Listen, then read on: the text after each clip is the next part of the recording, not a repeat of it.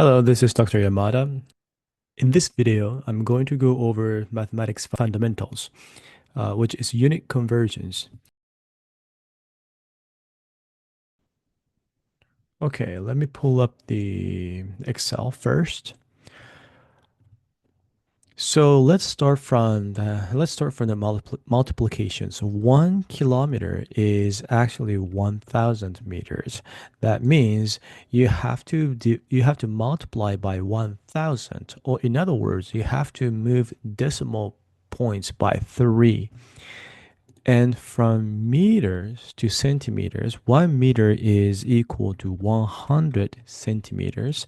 Therefore, you have to multiply by 100, or you have to move 2 decimal points. When you move to the opposite directions, you do the opposite mathematical operations. So moving from centimeter to meter, you divide by 100 or multiply by 1 over 100. When you move from meters to kilometers, you have to divide by 1,000 or multiply by 1 over 1,000. Okay, so the tricky part is not equally 100, 100, but it's actually 1,000 and 100 so 3 decimal points and two decimal points differences.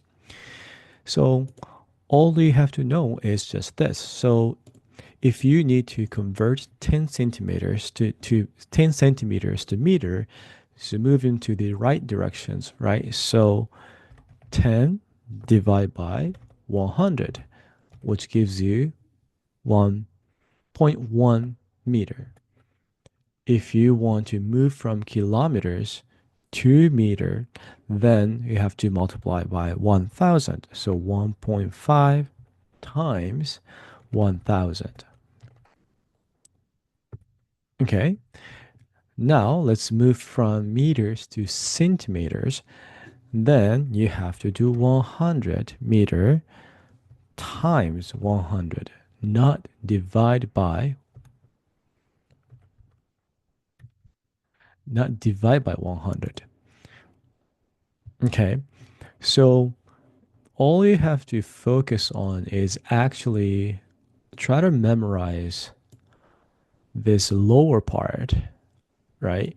Then all you gotta do moving, all you gotta do on the other side is you basically do the opposite, right? So once you memorize one side, you just know, oh, I have to do the opposite. Let's move on. Conversion between kg, kilograms, to pounds. So in this video, we're just going to stick to 1 kilogram equals to 2.2046 pounds. Okay, all you have to know is these two. You're going to use one or the other. 1 kg over 2.2046.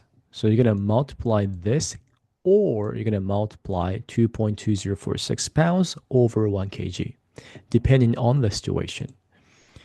So the gist is, if you want to convert from kg to pounds, so you want to delete the kg and you want to leave pounds, right? For example, 10 kg is equal to 10 kg over 1. 1 is same as 1 over 1, right? 5 is same as 5 over 1. Same thing. So if you think that as 10 is 10 kg over 1, so you want to eliminate kg.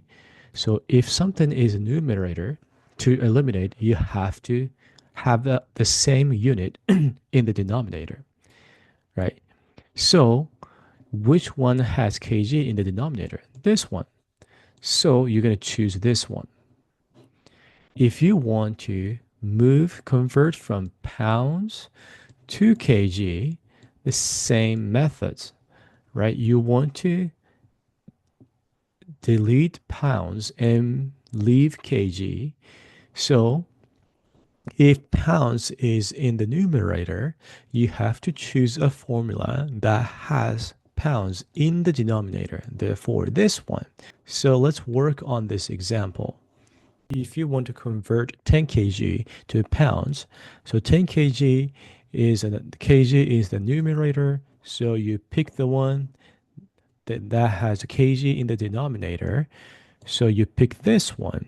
So you can delete this, which leaves 10 times 2.2046 pounds. So this is what you have to enter in Excel. All right. The opposite operations is exactly the same. So if you want to convert 150 pounds into a kg, 150 pounds is the same as 150 over 1. So 1 pounds is the numerator. So choose the one that has pounds in the denominator. This is the one. So you multiply 1 kg over 2.2046. So you can delete this, which leaves 150 over 2.2046 and kg. And this is the formula you have to enter in Excel to do the calculation. So let's do it.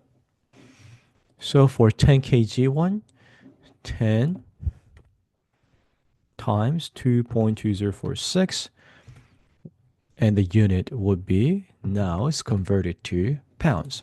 So for 150 pounds to kg, 150 over 2.2046, and now pounds has been converted to kg. To make sure you actually did it right, what's really important is to use your common sense. So what I mean here is that 1 kg is 2.2046. So without actually knowing the precise value, when you convert something from kg to pounds, the number must be at least double. So you can see the opposite thing when you convert from pounds to kg. Whatever the number you obtained must be at least half the size.